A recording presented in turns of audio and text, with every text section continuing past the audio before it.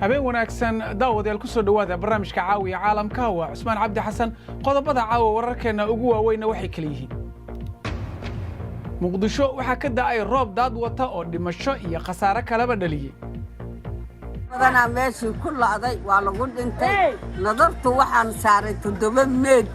7 ciyaal oo saqiira oo wiilal iyo gabar oo dariskeena roobabka ayaa sidoo kale ka da'ay meelo kale oo dalka ka mid ah warbixin dheeraad ah ayaynu idinkaga haynaa wararkeena kalena caawa waxa ka mid ah Kenya oo ka jawaabtay go'aanka Soomaaliya dib ugu soo celisay xiriirka diblomaasiyadeed ee labada wadan warbixin iyo falanqayn ayaynu idinkaga haynaa isdiiwaangelinta doorashooyinka Itoobiya ayaa maanta qaybo ka mid ah dalka la soo gabagabeynaya waxaynu idinkaga haynaa taasi warbixin doorashada dalka hadda waxa ay uga dhigan tahay toddobaadkan iyo kilig waxaan idin haynaa taxi aan darawal saarnayn magaalada Beijing iyo qodobo kale kala soco BBC News Somali Television ka raadiyaha online-ka iyo bogagga bulshada halkani waa London barnaamijkuna waa caawa iyo caalamka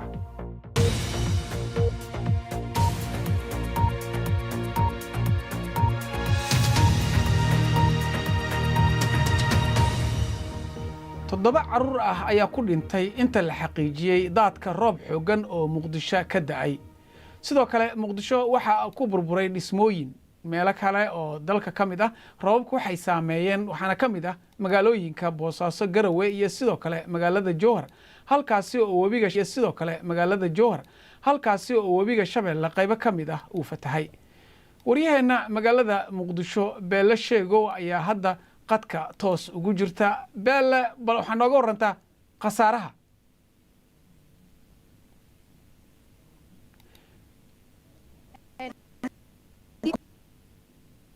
waa tahay Beela waxaan filayaa Beela ma maqashaa waan ka xunnahay Beela ima maqlayso waa haddaan intaan ku jirno oo idinku soo celinaa balse qaar ka mid ah dadweynaha magaalada Muqdisho oo maanta daadkii markii ay halkaasi ka dhaceen wariyaheena Beela iyo Maxamuud kamaramaanka BBC-da ay halkaasi booqdeen waxa ay la hadleen qaar ka mid ah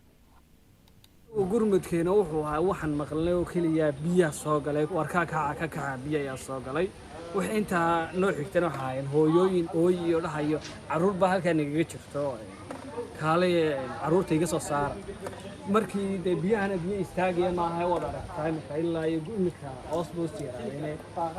ilaa adu daaqaday gaarayeen biyaha xaqiiqatan marka qofku bilaadanku ilmo yarna wada arkaysay anigu waxaan ku soo qabanayn cagaha ayaan ku baaraynay ilmihi yaraa dhulka ku jiray oo saasan ku ogaanay inuu qof bilaadan yahay markaas soo saaray biyaha ka soo dhex saaray dad badana meeshii ku laaday waa lagu dhintay nadartu waxaan saaray 7 meed 7 ciyaal oo saqiira oo wiilal iyo gabar oo dariskeena waxaana ka badbaadinay dhibaa jiro dhibkaasna ilaahay mooyee cid kale oo noo soo gurmatay male wax noo yimid male dawlad noo timid male xildhibaano noo yimid male wax noo yimid oo Allah burta male xataa nooma imaanin duqa magaalada markana Kenya ayaa markii ugu horeysay si rasmi ah uga hadashay go'aanka dawladda federaalka Soomaaliya dib u soo celinta xiriirka dhanka diblomaasiyadeed ee labada dal qoraal la soo dhigay bogga Twitter-ka ee wasaaradda arrimaha dibadda Kenya ayaa waxa lagu sheegay in wasaaradda arrimaha dibadda Kenya ay fiiro gaar ah u leedahay war-saxaafadeedka ay soo saareen mas'uuliyiinta Soomaaliya oo dib loogu soo celinayo xiriirkooda diblomaasiyadeed ay la lahaayeen Kenya qoraalka Kenya ayaa lagu xusay in ay rajeynayaan in hore loo sii ambaqaado xiriirka mas'uuliyiinta Soomaaliya ee dhanka ganacsiga isgaarsiinta iyo gaadiidka Soomaaliya ayaa si rasmi ah bishii December ee sanadkii hore waxa ay xiriirka u jartay dalka Kenya iyadoo ku eedeysay in Kenya ay faragelin ku hayso arrimaha gudaha ee Soomaaliya xiriirka labada wadan ayaa mugdi ku jiray ilaa iyo 2015 markaasi oo dawladda Soomaaliya xilligaasi jirtay ay maxkamadda caalamiga ee ICJ ay u gudbisay dacwad ka dhan ah Kenya oo ku aadan biyaha badda Soomaaliya iyo Kenya waa badda u dhaxaysa labada dal Soomaaliya xilligaasi waxa ay gabi ahaanba joojisay ganacsiga qaadka oo ah muhiim una ah Kenya taasoo rabaaxa ku noqotay beeraleyda reer Kenya qaadka u soo dira Soomaaliya sidoo kalena saameeyay ganacsatada Soomaaliya dib u soo celinta xiriirka Soomaaliya iyo Kenya ayaa ku soo aadaya iyadoo erga ka socota dowladda Qatar ay booqdeen Muqdisho iyo Nairobi. haddaba waxaa qadka magaalada Dooxa ee dalka Qatar si toos ugu jira Professor Afyare Cilmi oo wax ka dhiga jaamacadda Qatar isla markaana falanqeeya arrimaha geeska Afrika iyo dunida Carabta. Professor Afyare, marka hore soo dhawow, marka aad isbarbar dhigto war-saxaafadeedyada labada wadan maxaa kaaga baxay? waad mahadsantahay Cusmaan. runtii ujeedada guud ee meesha taala waxaa waaye in xiriirkii diblomaasiyadeed la soo celiyo. marka warqadaha la qoray iyo luqada ku qoran iyo waxaas hadda waxaan isleeyahay kusii fogaanshahooda iyo faalleyntooda macno badan ma samaynayso. nuxurka kasoo qaad kale waxa waaye in labadii dal ay isla garteen in la soo celiyo xiriirkii diblomaasiga. waxyaalaha kaleeto la isku muransan yahay dabcan murankooda waa taagnaan doonaa. xiriirkaas in la soo celiyaa asal ah, ayna dowladda Qatar ay maaragtay ka dhexdhexaadisay soo celintaas. waa tahay Professor Afyare, haddaan dib u eegno marka xiriirka labada dal heer caynkee ayuu soo maray? wuxuu soo maray mar xilliyada ka mid a. markii hore wuxuu ahaa xiriir si qabow ku bilowday oo arrintii Soomaali weyn iyo mashruuca arrinta la xiriirtay NFD ayaa bilowgii saameyn xoog leh ku lahayd. marka 1964 ilaa markii Kenya dhalatayba waxaa jiray heshiis ay Ethiopia iyo Kenya ka leeyihiin arrimaha Soomaaliya oo labadooda xulafa ah ay Soomaalida iskaga ilaalinayaan. laakiin 2005 waxaa la sameeyey yani xoogaa isbedel markii dowladdii Mbagati meesha lagu dhisay. waxaa Soomaaliya iyo Kenya ay isla garteen wax la dhaho Joint Commission for Cooperation oo wax ballaaran ah oo labada dal ay ku wada shaqaynayaan. dowladihii ka dambeeyay oo dhanna waxay tusinayeen inay rabaan in dib loo cusboonaysiiyo arrintaas ayada ah. waxaana ugu dambeeyey kii 2017 bishii July Soomaaliya oo hadda rejiimkan hadda joogo Farmaajo iyo Uhuru Kenyatta ay isla garteen Joint Commission for Cooperation kaas ama yani guddi ama koox ka wada shaqeysa iskaashiga labada dal in la sameeyo oo arrimaha amniga, arrimaha dhaqaalaha, arrimaha maaragtay labada waxaas oo dhan ku saabsan. waa tahay Afyare, maxay tahay marka dowladda Qatar sababta ay u dhexdhexaadinayso labadan dal iyada dana gaar may ka leedahay? maxaa jira arrintaas? iyadu dowladda Qatar arrimaha horta dhexdhexaadintu sidoodaba waa wax lagu raadsado maaragtay maqaam iyo sumcad lagu raadiyo oo yani dowladda Qatar iyo dowladaha hadda kaleeto oo khaliijka kulligood waxbay dhexdhexaadiyaan. dhexdhexaadinta marka dowladda Qatar waxay u tahay tiir ka mid a tiirarka siyaasadeeda arrimaha dibadda. horeyna waxay u dhexdhexaadisay Darfur, waxay u dhexdhexaadisay Djibouti iyo Eritrea, waxay u dhexdhexaadisay Lebanon, Yemen. yani marka arrinta ah wax dhexdhexaadinta hadda Taliban iyo Mareykanka ay wadaa marka waa wax ay yani ku raadsato dhibco yani oo ah inay nabadda adduunka wax ku kordhinayso. tan kale de dabcan adduunkan hadda waxaa ka socda dhaqaalaha in dib maaragtay loo maaragtay la kala duduwo oo aan saliid kaliya lagu tiirsanaan. marka Qatar iyo dalalkan kale oo Carabeedba waxay aad uga fikiraan inay gobolkan ay aad ugu dhawaadaan oo maaragtay ay xiriir dhow la yeeshaan. waa tahay ugu dambeyntii marka ma laga yaabaa inuu xiriirka ganacsi ee labada dal soo noqdo? waa loo badinayaa. weli waxyaalihii waaweynaa way jiraan oo arrintii badda weli way taallaa miiska. waxaan rajaynayaa in arrintaas badda ay maxkamaddu go'aamin doonto. laakiin arrimaha kale oo la rabo in xoogaa ka soo roonaado ayaa dhaqaalaha, ganacsiga, waxyaalaha kaleeto oo security-ga ay ka mid tahay. marka anigu waan rajaynayaa inuu sidan soo dhaami doono. waa tahay Professor Afyare Cilmi, aad ayaad u mahadsan tahay oo magaalada Dooxa toos qadka ugu jiray. aad baad u mudan tahay. wasalaam. markana magaalada Muqdisho ayaan ku laabanaynaa oo hadday uu naga go'ay qadka waryaheena Bella ayaan ku laabanayaa. Bella, bal nooga waran khasaaraha. cusman haddii aan ku bilaabo magaalada muqdisho xalay saaka ilaa galabta waxaa da-ayay roobab isdaba joog ah roobabkaas waxay ahaayeen kuwo xoogan oo saameyn ay ka dhalatay xaafadaha inkastoo si guud ay xaafadaha magaalada ay u saameeyeen laakiin xaafadaha ay sida ugu daran u saameeyeen waxaa ka mid ah buuluxuubey oo degmada wadajir hoos tagta halkaasi oo sida ay booliska noo xaqiijiyeen iyo dadka deegaankaba 7 caruur ah ee biyaha ay ku dileen kadib markii ay gudaha ay u galeen xaafadaha ay dadka ay deganaayeen iyo guryahooda dhanka kale cusmaan haddii aan fiirino gobolada dalka aan ku hormaray Hirshabeelle halkaas oo caasimadda jowhar oo ay webiga shabeelle biyihii ay buux dhaafiyeen halkaasna uu sababay inay fatahaad ay ka dhacdo fatahaadaas waxay saameysay oo ay gaartay ilaa 8 tuulo oo hoos tagta deegaanada jowhar kumanaan qof ayayna saameyn ka soo gaartay oo tuulooyinkaas ilaa hadda waxaa dhex fadhiya biyo jubbooyinka haddii aan u gudbo webiga jubbo asagana sidoo kale waxaa laga cabsi qabaa in uu fatahaad sameeyo roob xoogan ayaa ku da-ay heerka biyahana kor ayay u soo kacayaan hadda wuxuu ku dhow yahay inuu buux dhaafo asagana cabsida la qabo waxay tahay mid aad u sareysa inay masiibo ay ka dhalato welibana iyo saameyn weyn haddii aan u gudbo dhanka iyo bariga jubbal iraahda puntland halkaasi oo usbuucaani horaantiisa iyagana roobab xoogan ay ka da'een gaar ahaan magaalada boosaaso oo ay saameynta ugu weyn ee soo gaartay oo halkaasna khasaare uu ka dhashay dhismayaal ee burbureen waxa ugu weyn ee halkaasi ka dhashan ay ahaayeen in wadada isku xirto Garowe iyo magaalada boosaaso iyadana ee burbur uu soo gaaray si guud cusmaan Soomaaliya sanad kasta markuu roob ka da'o saameyn ayaa ka dhalatay welibana aad u xun waad mahadsan tahay wariyahana beelo sheego oo toos muqdisho ugu jirtay qadkeeda weli waxaa inoo soo socdaa aan qaybta dambe idinkugu haynaa mataano ayay waa wararkii ugu dambeeyay waxaad kala xiriiri kartaan BBC Facebook Somali Twitter iyo Instagram waxaa inoo soo socdaan qaybta dambe idinkugu haynaa mataano ayay filaysay balse 9 caruur ah ayay umushay qaybta dambe caawa ayaadna ku daawan doontaan wax yar oo nasasho ah kadib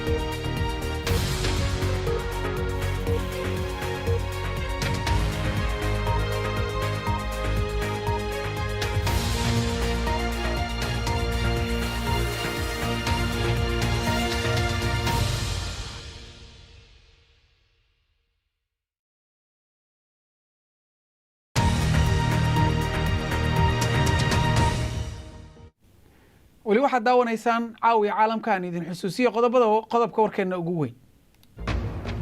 muqdisho waxaa ka da'ay maanta roob daad wata oo dhimasho iyo khasaare kaleba dhaliyey.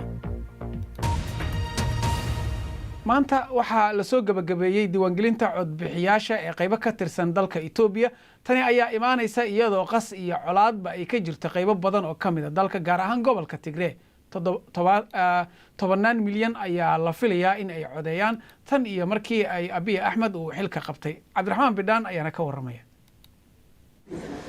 u diyaargarowgii ugu dambeeyay ayaa lagu jiraa iyadoo balaayin qofna ay isu diiwaangeliyeen doorashooyin aad loogu murmay. waxay ahayd in sanadkii hore la qabto laakiin dib ayaa loo dhigay kadib markii dalkan coronavirus-ku ka dilaacay.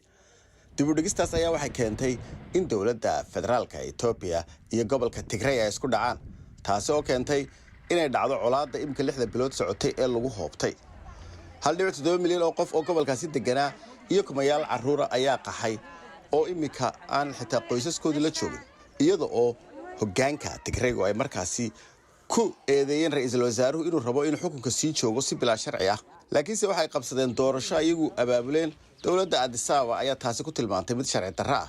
waxaa kaloo jira in waddankan qaybo ka mid ah ay ka socdaan qalalaase kuwaasi oo saameyn ku yeeshay geedi socodka doorashada. waxaa aad looga warwarsan yahay qalalaasahan iyo rabshadahan Itoobiya ka socda ee aan xadka lahayn. kooxaha mucaaradka ah iyo weliba senatarra ka tirsan dalka Mareykanka ayaa waxay ku baaqeen in doorashada mar kale dib loo dhigo. dhanka midowga Yurub iyagu gebi ahaanba waa ay joojiyeen inay halkan usoo diraan korjoogayaal iyagoo faraha kala baxay doorashada Itoobiya, waxaana ay sheegeen inaanay dowladda Itoobiya ku waafaqsaneen sida doorashadu u dhacayso. laakiinse dowladda Itoobiya waxay sheegtay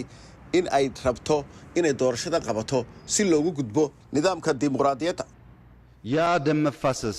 dadkana reer Itoobiya ee raba inay bedelaan dowlad aanay rabin isla markaana aanan jeclayn inuu dhiig daato, waa inaannu doorasho qabanno oo aasaas u noqoto geedi socodka dimuqraadiyadda iyo iskaashiga dalka. dadka iska diiwaan geliyey dalkan ayaa haddaba waxay qaar aad uga yar intii la filayay, taasi oo keentay in guddida doorashadu ay kordhiyaan muddada dadku ay isdiiwaan gelin karayaan. laakiinse xisbiga ugu weyn mucaaradku jo weyn ayuu ka qabaa doorashada. doorashadani waxay noqon kartaa fursad dhan oo xagga dimuqraadiyadda dalkani u dhaqaajisa. marka aad eegto taariikh ahaan aad bay muhiim u tahay ma ogi waxa dhacaya haddaan doorasho la qaban ama loo arko inaan la aqbali karaynin. waa doorasho muhiima. dalkan Itoobiya ayaa doorashadii ugu dambeysay waxay dhacday 6 sanadood ka hor, laakiinse waxaad moodaa imika in wax badan isbedeleen. banaanbaxyada iyo qowmiyadaha iska soo horjeeda iyo weliba iyadoo dalkan ay ka socdaan howlgallo military kuwaas oo dhammaantoodba doorashada saameyn ku yeelanaya. waxaana la isku haystaa dalkan liita in doorashadani ay u keeni doonto wanaag, waxaana ay tahay su'aasha weyni la arki doone waxa doorashadan u soo kordhiso dalka Itoobiya. markana aynu eegno qodobada kale ee ku jira wararkeena caawa. xisbiga talada haya ee dalkan UK Conservative-ka ayaa ku guuleystay goobo badan oo xisbiga Labour-ka ku xooganaa. guusha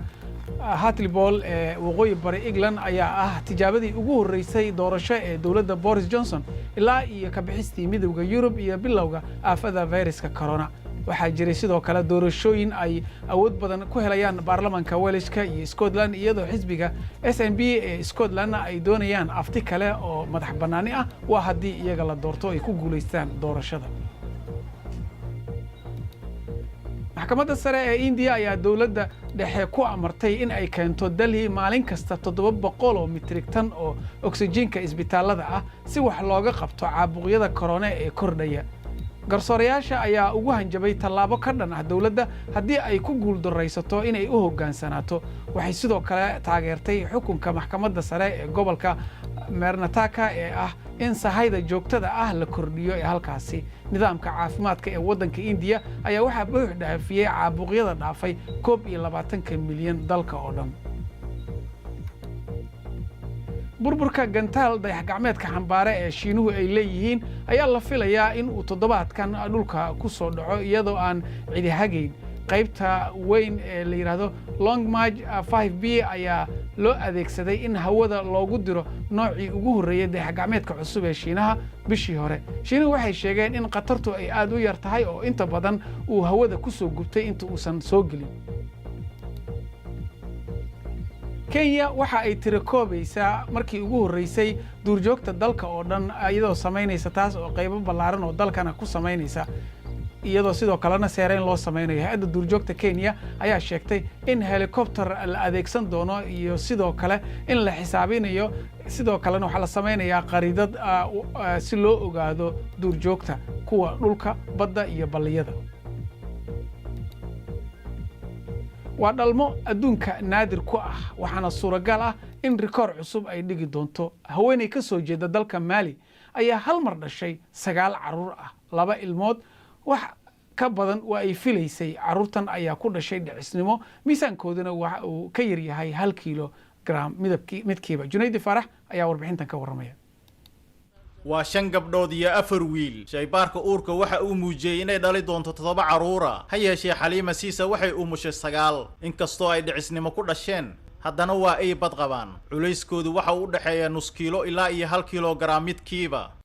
ilaa iyo 3 bilood ayay ku jiri doonaan qaybta daryeelka degdega si loo hubiyo kobacooda Timbuktu ayay ka soo jeedaa laakiin Xaliimo waxaa la geliyay isbitaal ku yaala Bamako kadibna waxaa loo gudbiyay isbitaal ku yaala Morocco bishii March halkaas oo tasiilaadka caafimaadku ay aad uga wanaagsan yihiin dhalmadan aan caadiga ahayn ayaa si sahlan ku dhamaatay waxaase ka qayb galay 10 dhakhtar iyo 25 isugu jiray kalkaalayaal caafimaad iyo mulasooyin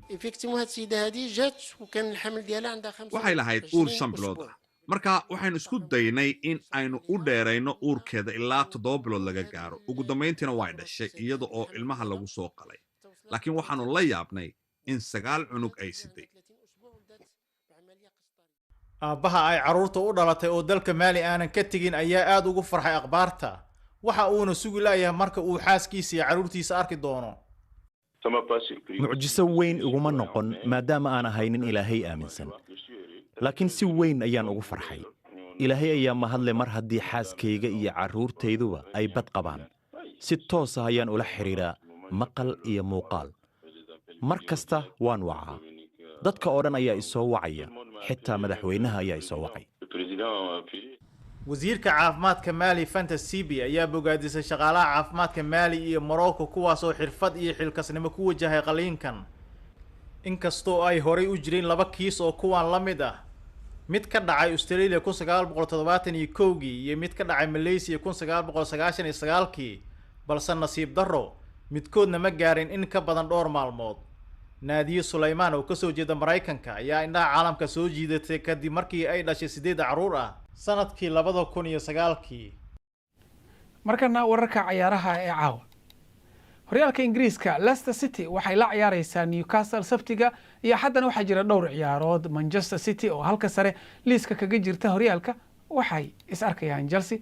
Liverpool waxa ay is arkayaan Southampton halka Manchester United ay la kulmayaan Aston Villa Arsenalna waxay rajaynaysaa in ay soo laba kaclayso oo ay guul ka hesho ciyaarta iyaga iyo West Bromwich Albion codsi internetka ah oo ku baaqaya in Olombikada Tokyo la joojiyo ayaa gaaray in ka badan 200,000 oo saxiix ilaa iyo markii uu bilowday uuna bilaabay garyaqaan Japanese ah oo dhowr maalmood ka hor bilaabay codsiga ayaa waxa uu ku socdaa Thomas Bach madaxweynaha guddiga Olombikada adduunka iyadoo ay ka harsan tahay in ka yar 3 bilood ka hor inta aan ciyaaraha la bilaabin ayaa su'aashu waxa ay tahay sida badqabka ay Tokyo ku qaban karto munaasabadaasi inta ay aafada corona socoto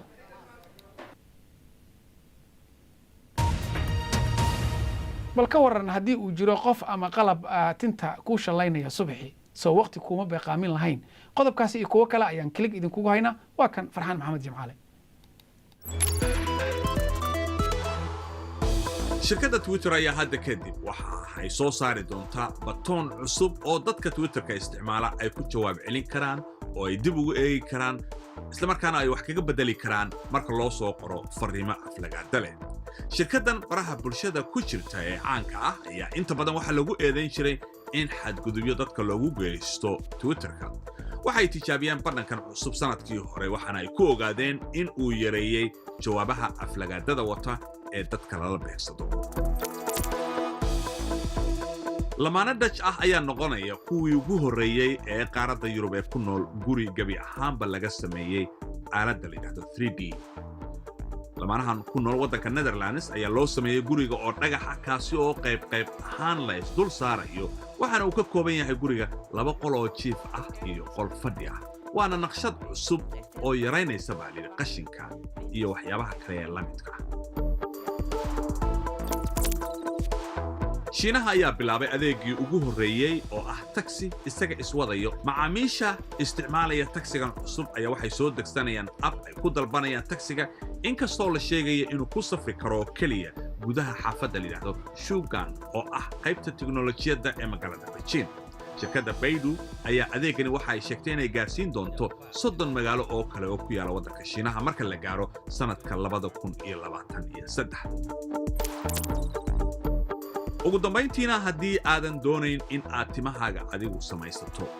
oo aad ka yara caajisto waxaad weydiisan kartaa robotkan in uu kuu sameeyo oo weliba uu kuu qaabeeyo sida aad u doonayso shirkadda MIT ayaa soo saartay robotkan timaha kuu shanlaynaya fikraduna waxay tahay baa lidhi in la sii ballaariyo xirfadaha robotyada shakhsiga xanaaneeya gaar ahaan kuwa daryeela dadka bukaanka ah marka isagii ayaa hawshii qabsanaya